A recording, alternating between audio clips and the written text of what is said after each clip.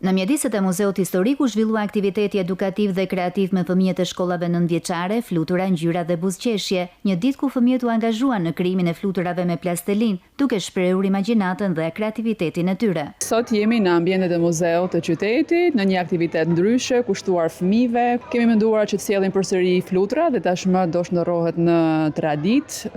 Është një pikpamje tjetër këtë vit, jo vetëm të lëshojmë flutura, megjithëse kishim pak vështirësi në kapjen e tyre, por do realizojmë disa punëtori të ndryshme, ku do jetë punime me plastelin, pra modele të ndryshme të fluturave. Synojmë që ta kthejmë në traditë, që përveç t'ju japim kënaqësi fëmijëve të shohin flutrat, po ashtu edhe t'ju japim t'ju transmetojmë një dashuri për natyrën, për gjallësat në përgjithësi. Vizatimi jam të bëj flutur, me qëton jam të bëj flutra, edhe më pëlqen shumë flutrat. Më pëlqen shumë punë me plastelin, me bë gjëra ndryshme.